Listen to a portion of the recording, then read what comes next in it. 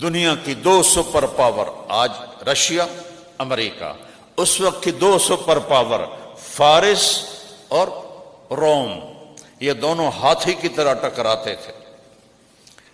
عربوں کو تو وہ انسان ہی نہیں سمجھتے تھے۔ یہ جو نوشہرہ ہے ہمارے سرحد میں، یہ نوشہرواں ایران کے بادشاہ نے آباد کیا ہے۔ سرحد تک نوشہروان کی حکومت تھی، کسریٰ کے پردادے کی حکومت، یہ پورا پاکستان اس کی حکومت میں تھا، ترکستان اس کی حکومت میں تھا، ایران، عراق، شام اس کی حکومت میں تھا۔ یہ دو سپر پاور تھی کہ اس وقت میرے نبی نے کہا قولوا لا الہ الا اللہ تفلحوا، لا الہ الا اللہ کہو اور کامیاب ہو جاؤ۔ اور پھر فرمایا، وہ میں واپس جاتا ہوں، آپ نے حضرت فاطمہ کو سینے سے لگایا ہوا اور آپ رو رہے ہیں اور فرما رہے ہیں بیٹی نہ رو، آج 3 دن ہو گئے تیرے باپ نے ایک روٹی دا لقمہ نہیں کھادا، لیکن ایک دن آئے گا، یہ بات بتانی تھی تو میں ادھر ادھر چلا گیا۔ ایک دن آئے گا میری بیٹی کہ اس دھرتی پہ نہ کوئی کچا گھر بچے گا، نہ کوئی پکا گھر بچے گا، نہ لا یبقى، عربی میں سنا دیتا ہوں، لا یبقى على وجه الارض بیت وبر ولا مدر ولا شعر الا ادخلہ اللہ فیہ ان اللہ بعث اباکی بامر لا يبقى على وجه الارض بیت وبر ولا مدر ولا شعر الا ادخلہ اللہ فیہ بعز عزیز وبذل ذلیل حتی یبلغ هذا الامر من حیث یبلغ اللیل والنہار۔ میری بیٹی ایک دن آئے گا تیرے باپ کا کلمہ ہر کچے گھر میں جائے گا، ہر پکے گھر میں جائے گا، ہر جھونپڑے میں جائے گا، ہر خیمے میں جائے گا، ہر ملک میں جائے گا، ہر شہر میں جائے گا، اور جہاں جہاں تک رات جاتی ہے اور جہاں جہاں تک دن جاتا ہے تیرے باپ کا کلمہ پہنچ کے رہے گا۔ جو مانیں گے عزت پائیں گے، جو نہیں مانیں گے ذلیل و خوار ہو جائیں گے۔ آج ہم کیوں ذلیل ہیں؟ وہ کلمہ کچا ہو گیا ہے۔ 57 ملک ہوں مسلمانوں کے اور ذلیل ہو رہے ہوں، یہود و نصارہ کے پاؤں چاٹ رہے ہوں کہ ہم نے کلمے سے دوستی چھوڑ دی، اللہ سے دوستی چھوڑ دی۔ کبھی ہم بھی تم میں بھی چاہا تھی، کبھی ہم بھی تم میں بھی راہ تھی، کبھی ہم بھی تم بھی تھے آشنا، تمہیں یاد ہو کہ نہ یاد ہو۔ ایک چھوٹی سی قوم جن کو اپنے پاس بٹھانا پسند نہیں کرتے تھے، حضرت عمر کا دور آیا اور آپ نے فرمایا تھا فَلْيُبَلِّغِ الشَّاهِدُ الْغَائِبِ، میرا پیغام پہنچانا۔ میرے نبی نے صحابہ کو بھیجا، ملک نہیں فتح کرنے، پیغام حق سنانا ہے، اللہ کا کلمہ سنانا ہے، اللہ کا دین پہنچانا ہے، تو اللہ ان کے ساتھ ہے، اللہ کی مدد ان کے ساتھ ہے۔ ملک شام میں حضرت صدیق کے دور میں پہلا لشکر داخل ہوا، حضرت عامر بن عاص کا 8000 کا لشکر، اور سامنے جرجیس رومی سردار 1 لاکھ کا لشکر، 8000 تے 1 لاکھ، کوئی جوڑ بنتا ہے؟ دسو بھائی، کوئی جوڑ بنتا ہے؟ اچانک حملہ کیا رومیوں نے اور 8000 کو ایسے گھیر لیا اور چاروں طرف سے راستہ بند کر دیا۔ تو اس میں ایک صحابی ہیں واصلہ بن اسقع، وہ فرماتے ہیں کہ جب ہم نے دیکھا کہ ہم گھر گئے ہیں تو ہم نے کہا آج قبریں یہیں بنیں گی، ہا ہونا الماشر، آج ہم میں ایک بھی زندہ نہیں بچے گا اور ہماری قبریں یہیں بنے گی۔ تو عربوں کی عادت تھی عین جنگ میں شعر پڑھتے تھے، اس کو رجز کہتے ہیں، الگ قسم ہے اشعار کی۔ لیکن حضرت واصلہ فرماتے ہیں کہ اتنا خوف تھا اور اتنی شدت کا پریشر تھا کہ ہمیں شعر و شاعری بھول گئی۔ سارا مجمع صحابہ کا ایک لفظ بول رہا تھا، یا رب محمد انصر امت محمد، اے رب محمد امت محمد کی مدد فرما۔ وہ امت تھے، وہ ان کا رب تھا۔ ہم امت تو ہیں لیکن امت ہی نہیں رہے، تو رب نے بھی کہا پھر دوستی تو نہیں ہوگی، دوستی تو ہوگی جب مجھے محمد ہی بن کے دکھاؤ گے۔ کہنے کے سب ایک بول رہے تھے، یا رب محمد انصر امت محمد، اے رب محمد امت محمد کی مدد فرما۔ 8,000 1,00,000 کوئی جوڑ بنتا ہے؟ ادھے پونے گھنٹے چونا سارے نو ذبح کر دے منا ہے۔ حضرت عبداللہ بن عمر، حضرت عمر کے بیٹے بھی اس لشکر میں شامل ہیں، فرماتے ہیں جب دن ڈھلا، سورج ڈھلا، تو ہم سب کی نظریں بار بار آسمان کی طرف اٹھتی تھیں، تو میں نے آسمان کی طرف دیکھا، تو میں نے آنکھوں سے دیکھا کہ آسمان ایسے پھٹا اور اس میں سے سفید گھوڑے، نکرے گھوڑے نکلے، اور اس پر گھوڑ سوار سفید پگڑیاں اور ہاتھوں میں لمبے لمبے نیزے، اور ان کے آگے ایک گھوڑ سوار سفید گھوڑے پر، سفید پگڑی پر، اور اپنے نیزے کو ایسے لہراتا ہوا کہہ رہا ہے ابشروا یا امت محمد فقد اتاکم اللہ بالنصر، اے امت محمد مبارک ہو، تمہارا رب تمہاری مدد کو آ گیا۔ کہ وہ یوں آئے ہیں اور ہمارے اوپر آ کر غائب ہو گئے، اور آدھا گھنٹہ نہیں گزرا کہ رومی میدان چھوڑ کے بھاگ رہے تھے۔ کیا ہوا؟ اوپر سے تار جڑا ہوا ہے، اور رومی جدید ٹیکنالوجی والے وہ صحابہ کی تلواروں کو دیکھ کے ہنستے تھے، کہتے تکا نہیں ہوتا مکئی دا تکا، کہتا ہے تکے نال ساڈے نال تسی لڑن آئے نا تکے نال، وہاں تو تکے تو تھے نہیں، وہاں تو فرشتے تھے، یوں نکل گئے۔ اور حضرت عمر کے دور میں فتوحات کا دروازہ کھلا تو صحابہ ایران میں داخل ہوئے، روم میں داخل ہوئے، خالد بن ولید، شرحبیل بن حسنہ، ابو عبیدہ بن جراح، عمر بن عاص، یہ 4 لشکر شام میں روم کی سلطنت میں داخل ہوئے۔ 2 لشکر خالد بن ولید، عیاض بن غنم، یہ عراق میں، ایران میں داخل ہوئے۔ پھر آپ نے خالد بن ولید کو بلا کر شام بھیج دیا، یرموک کی لڑائی سر پر تھی حضرت ابوبکر صدیق نے، اور سعد بن ابی وقاص کو ایران میں صحابہ کے لشکر کا امیر بنا دیا، اور یہ وہاں یرموک، یہاں قادسیہ۔ ایک حدیث سے یاد آ گئی، یوشک الامم ان تداعی علیکم کما تداعی الآکلۃ الی قصعتها، ایک وقت آئے گا قومیں تمہیں ایسے تقسیم کریں گی جیسے دسترخوان پہ کھانا تقسیم ہوتا ہے، اے ذرا بوٹی لے لو، اے روٹی لے لو، اے شورا لے لو، ایسے تقسیم کریں گے۔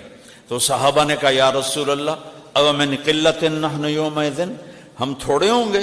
کہا نہیں، انتم یومئذ کثیر، تم بہت زیادہ ہوگے، 57 ملک، ولکنکم غثاء کا غثاء السیل، تم ایسے ہوگے جیسے پانی کے اوپر جھاگ ہوتی ہے، طوفانی پانی، ابھی آیا تھا نا سیلاب، یہاں راوی میں بھی، اوپر جھاگ چل رہی ہے اور تن کے لکڑیاں چل رہی، کا تم ایسے ہوگے، پانی کے بہاؤ کے سامنے تم بلبلوں کی طرح ہوں گے۔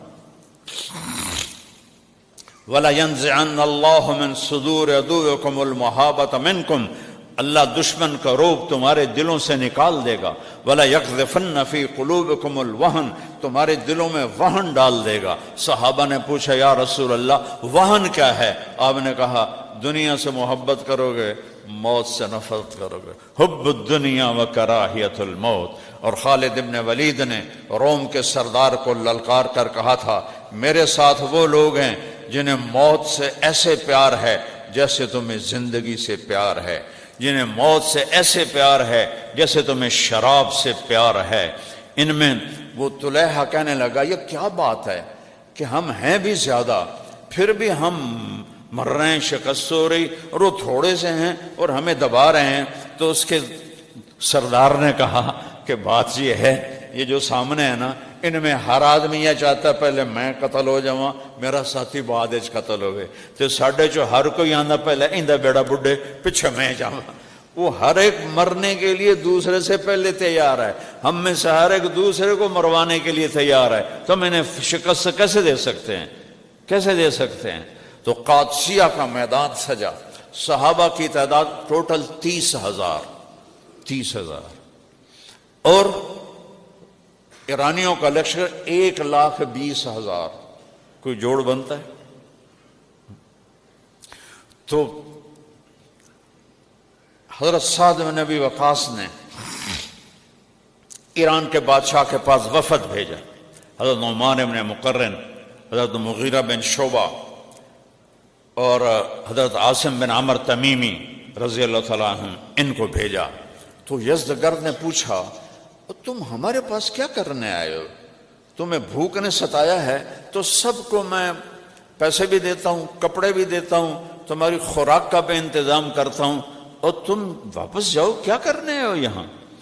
تو حضرت نعمان بن مقرن نے کہا کہ اے امیر، یہ بات نہیں ہے، ہم اب وہ عرب نہیں ہیں، ہم ویسے تھے جیسے تم کہہ رہے ہو، روٹی کو محتاج تھے، پانی کو محتاج تھے۔ اللہ نے ایک نبی بھیجا، اس نے ہمیں ایمان کا راستہ بتایا، اللہ کا پتہ بتایا، اس نے ہمیں حکم دیا کہ ہم دنیا کی قوموں کو جا کر کہیں کہ کلمہ پڑھ لو اور مسلمان ہو جاؤ، اور اگر ایمان نہیں لاتے ہو تو صلح کرو اور ہمیں ہمارے ماتحت ہو کے رہو، اور اگر یہ بھی نہیں کرنا تو پھر تلوار ہمارے تمہارے درمیان فیصلہ کرے گی۔ تو یزدگرد کہنے لگا تم لوگ مجھے کہہ رہے ہو تلوار فیصلہ کرے گی؟ تمہاری اوقات کیا ہے؟ تو مغیرہ بن شعبہ رضی اللہ عنہ کھڑے ہوئے، کہنے لگے اے بادشاہ، یہ عرب کے سردار لوگ تیرے سامنے کھڑے ہیں، کوئی کمی کمین کوئی نہیں کھڑے ہوئے، ہم اب وہ عرب نہیں ہیں، ہمارے پیچھے اللہ ہے، ہمارے پیچھے اللہ کا رسول ہے، ہمارے تمہارے درمیان یا کلمہ پڑھو، تم بھائی بھائی ہو جائیں گے اور پھر کبھی تمہارے شہروں میں واپس نہیں آئیں گے، اور اگر کلمہ نہیں پڑھتے ہو تو ہمارے تابع ہو کے زندگی گزارو تاکہ تمہارا ظلم و ستم ختم ہو، اور اگر یہ بھی نہیں ہے تو پھر تلوار فیصلہ کرے گی۔ تو وہ کہنے لگا یزدگرد، اگر قاصدوں کو قتل کرنا جائز نہ ہوتا تو میں تم تینوں کے سر اڑا دیتا، نکل جاؤ یہاں سے، تمہاری اوقات کیا ہے؟ میں رستم کو بھیج رہا ہوں، تمہیں زمین میں دفن کر دے گا۔ پھر کہنے لگا مٹی لاؤ، مٹی کا ٹوکرا آیا، کہنے لگے تم میں سردار کون ہے؟ تو عاصم بن عمر تمیمی رضی اللہ عنہ کہا میں ان کا سردار ہوں، کہا ٹوکرا دے سر تے رکھو، انہوں نے کہا تھوڑی بس اے اوقات ہے، اے مٹی لے جاؤ، باقی ایران تمہیں کچھ نہیں دے گا۔ اس وقت ایران سارا فارسی تھا۔ تو جب وہ باہر نکلے تو عاصم بن عمر کہنے لگے مبارک ہو، ایران کے بادشاہ نے ایران کی چابی ہمیں دے دی، ایران کی سرزمین ہمیں دے دی، اور کہا بھاگو جتنی جلدی ہو سکتا ہے۔ جو رستم تھا سپہ سالار، وہ نجومی بھی تھا، جب وہ دربار میں آیا تو یزدگرد نے بتایا کہ میں نے آج ان کے ساتھ یہ سلوک کیا ہے، کہنے لگا مٹی دے دی؟ کہاں، میں انہوں نے سبق دیتا ہے، انہوں نے سر تے مٹی رکھائی ہے، مزدوراں طرح تگاری چوائی ہے۔ وہ کہنے لگا تو نے مٹی نہیں دی، تو نے ایران دے دیا۔ اس نے پیچھے 10 فوجی بھگایا، بھاگو اور پکڑو ان کو اور ان سے مٹی واپس لو۔ لیکن انہوں نے بھی اس سے فال لے لی تھی کہ یہ اللہ نے ایران کی زمین ہمیں دے دی۔ انہوں نے اپنے عربی گھوڑوں کو، ایرانی گھوڑے کہاں پہنچ سکتے تھے، انہیں سر پر دوڑائے اور جا کر وہاں قادسیہ پہنچ گئے، ساتھ کے سامنے وہ ٹوکرا رکھا، لو جی امیر صاحب، ایران نے اپنی زمین ہمارے حوالے کر دی۔ تو رستم کو بھیجا یزدگرد نے 1,20,000 کا لشکر دیکھ کر، اور وہ چونکہ نجومی تھا تو اس کو نظر آ رہا تھا کہ فتح کوئی نہیں ہے۔ پھر اس نے خواب دیکھا، البدایہ والنہایہ میں یہ واقعہ لکھا ہوا ہے کہ ایک آسمان سے فرشتہ آتا ہے اور ایرانی فوجوں سے سارے ہتھیار چھین کر ایک کپڑے میں بند کر کے حضرت عمر کو پکڑا دیتا ہے۔ اس کی آنکھ کھل گئی، اس نے کہا لے بھائی ایران دا بیڑا بڑھ گیا ہوں۔ تو اس نے بات کو لمبا کیا، حضرت سعد کو پیغام بھیجا، کوئی آدمی بھیجو ہم اس سے بات کریں، مکالمہ کریں۔ تو آپ نے ربیع بن عامر رضی اللہ تعالیٰ عنہ کو بھیجا، تو اس نے اپنا دربار سجایا اور زرق برق سونا چاندی اور بہت بڑا تاج سونے چاندی سے بنا ہوا اس کا تخت۔ تو حضرت ربیع جو تھے وہ ایک عربی گھوڑے کمزور ہوتے تھے، کمزور سے مراد یہ نہیں، یعنی دبلے ہوتے تھے، چونکہ کھانا پینا وافر نہیں ہوتا تھا، لیکن طاقت میں صحرائی گھوڑے جیسے ایک شہری اور ایک پہاڑی کا کوئی مقابلہ نہیں۔ پہاڑی بچے بھی او چڑھ جاندے، ساڑھے بیلیاں کو اتھوں تائیں پوڑیاں نہیں چڑھیاں جاندیاں۔ تو وہ جب پہنچے نا وہاں تو ایرانی ہنسنے لگے کہ ایس گھوڑے تے آئیں سڑنا لڑن واسطے، آگے ان کی تلوار بھی چھوٹی سی، ڈھال بھی چھوٹی سی۔ تو وہ کہنے لگے، پہنچے نا جب خیمے کے سامنے تو انہوں نے کہا یہ گھوڑے سے اتر جاؤ اور ہتھیار ڈال دو۔ کہا میں خود نہیں آیا ہوں، تم نے بلایا ہے، اسی طرح اندر جاؤں گا ورنہ واپس چلا جاؤں گا۔ انہوں نے رستم سے کہا، رستم نے کہا آنے دو۔ تو وہ اندر گئے گھوڑے سمیت اور ہاتھ میں نیزہ پکڑ لیا، اور بڑے موٹے موٹے قالین ان وچ زور دی نیزہ ماریں اور اتنا بڑا سوراخ کر دیں، پھر نیزہ ماریں اور سوراخ کر دیں۔ اور رستم غور سے دیکھ رہا تھا۔ آگے گئے اور وہاں جو بڑے بڑے گدے پڑے تھے نا، ایک گدے کی رسی نکال کے نا اس سے اپنے گھوڑے کی لگام باندھ دی۔ رستم ویکھی جاندہ ہے کی بلا ہیں، اے لکھاں فوجی بیٹھے ہیں، ادھر تے اثر ہی کوئی نہیں ہو رہا، اور آرام سے جا کر رستم کے ساتھ بیٹھ گئے۔ تو اس کے سپاہیوں نے پکڑ کر ان کو دھکا دے کے نیچے گرا دیا۔ تو کہنے لگے اچھا میں تو سمجھتا تھا کہ تم ایک اللہ کو ماننے والے ہو، پر تم نے تو انسانوں کو بھی خدا بنایا ہوا ہے۔ کوئی بات نہیں، میں زمین پہ بیٹھ جاتا ہوں۔ زمین پہ بیٹھ گئے تو رستم سے بات چیت شروع ہوئی۔ کہنے لگے کیوں آئے ہو؟ بھوک سے تنگ ہو کر آئے ہو؟ کہ نہیں، ان اللہ ابتعثنا، ہم خود نہیں آئے، ہمیں اللہ نے بھیجا ہے۔ کس لیے؟ لنخرج العباد من عبادت العباد الى عبادت رب العباد، تاکہ لوگوں کو انسانوں کی خدائی سے نکال کر اللہ کی خدائی کے سامنے جھکا دیں۔ من جور الادیان الى عدل الاسلام، ظلم و ستم سے نکال کر اسلام کے عدل میں داخل کر دیں۔ من ضیق الدنیا الى سعتها، اور دنیا کی تنگیوں سے نکال کر دنیا کی فراخیوں پر لے آئیں۔ اس کے ساتھ ہم آئے ہیں، اور اللہ نے ہمیں وعدہ کیا ہے مدد کا۔ تو رستم کہنے لگا کیا مدد؟ کہا جو ہم میں زندہ رہے گا وہ تمہارے ملک کا مالک بنے گا، اور جو قتل ہو جائے گا وہ جنت میں جائے گا، اس کا وعدہ ہے ہمارے ساتھ۔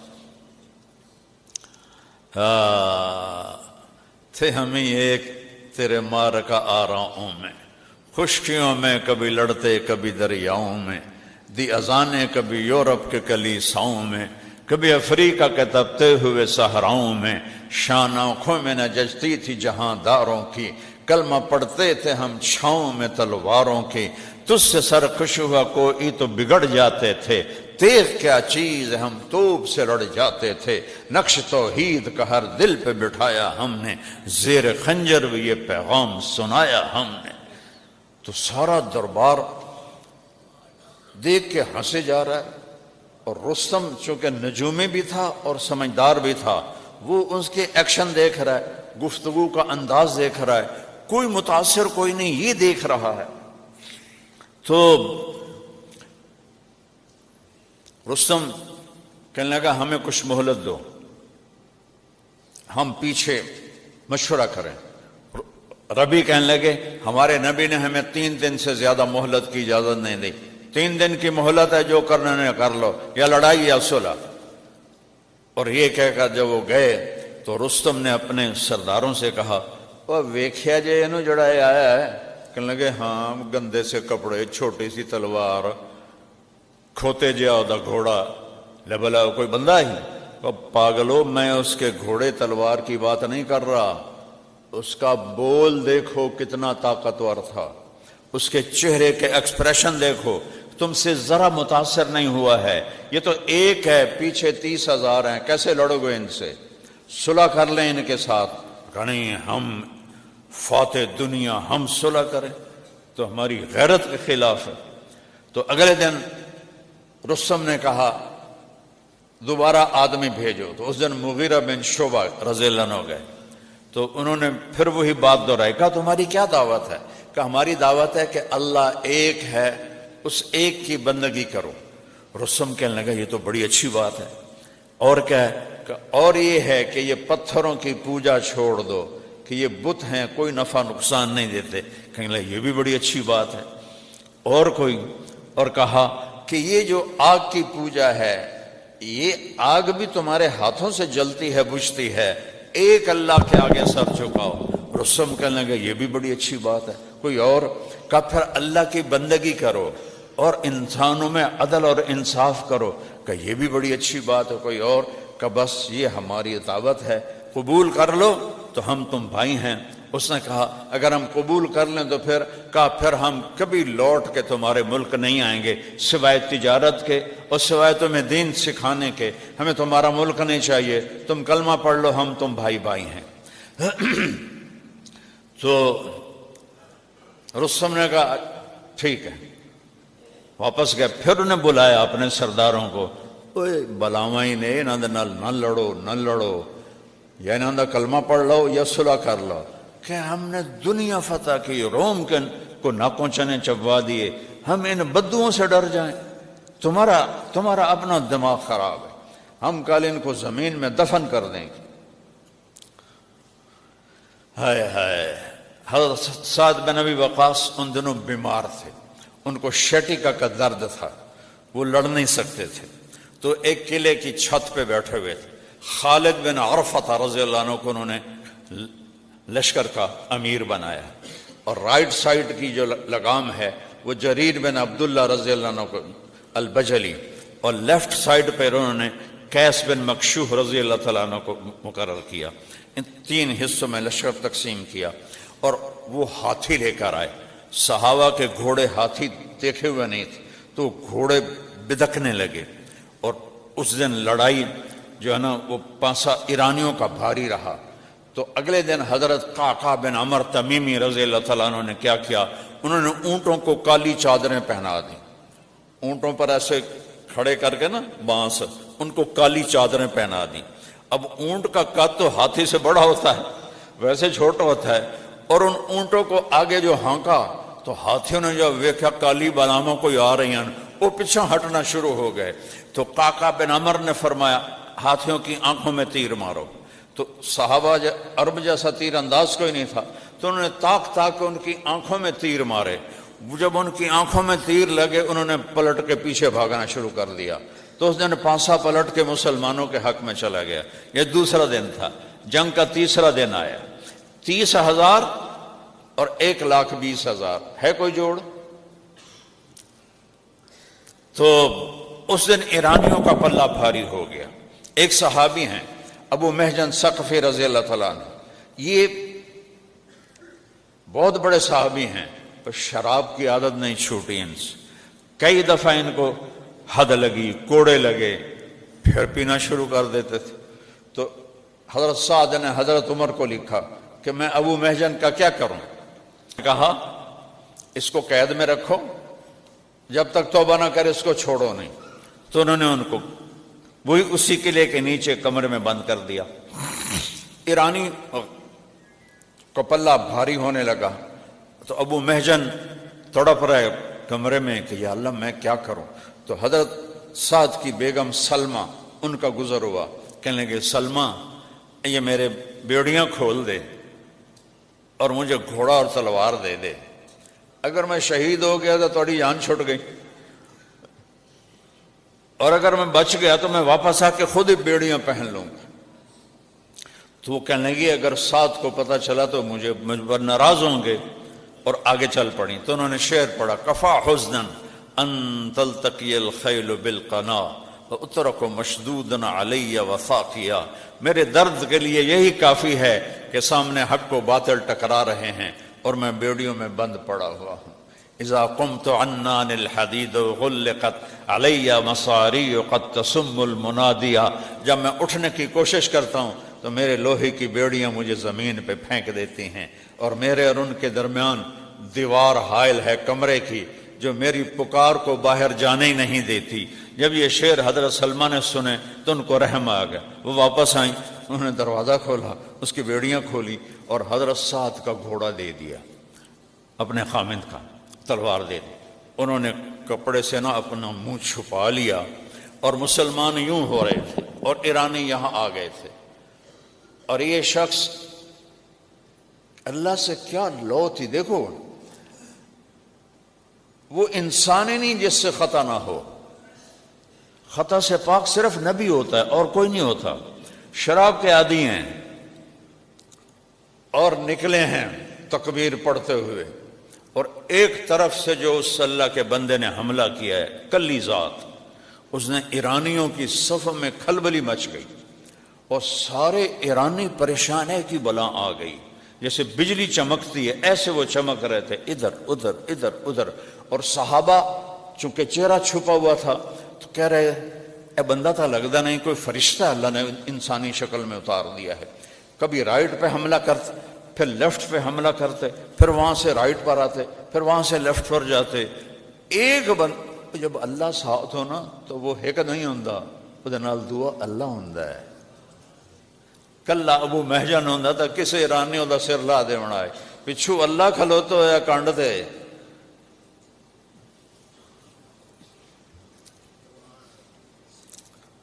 تو وہ اس قدر کھلبلی مچی کہ ایرانی پیچھے ہٹنا شروع ہو گئے۔